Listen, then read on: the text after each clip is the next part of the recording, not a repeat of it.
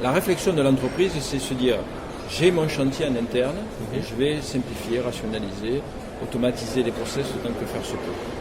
Par contre, il y a autour de moi énormément d'autres informations qui pourraient créer de la valeur.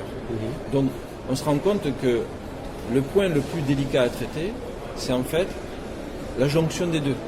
Oui. C'est comment je vais pouvoir unifier le système d'information interne et les informations externes.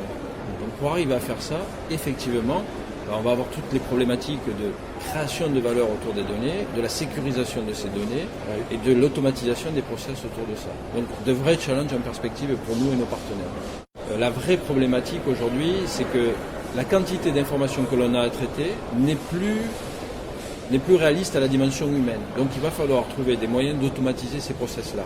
L'automatisation, elle va venir finalement de la partie applicative qui va être capable de faire ça. Mais on le retrouve déjà aujourd'hui dans nos équipements.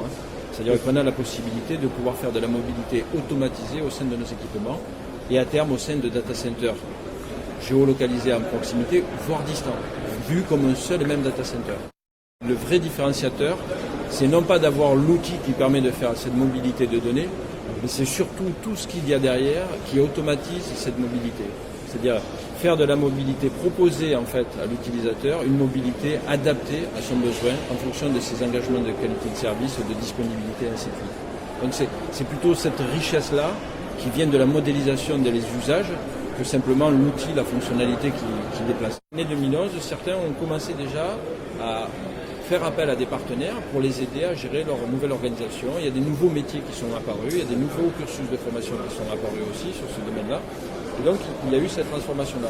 Certains autres ont fait le choix de dire, écoutez, je ne vais pas pouvoir le faire en interne, donc ce que je vais faire, c'est que je vais externaliser cette transformation, mais avec un souci qui était peu commun jusque-là, c'est que le souci de réversibilité.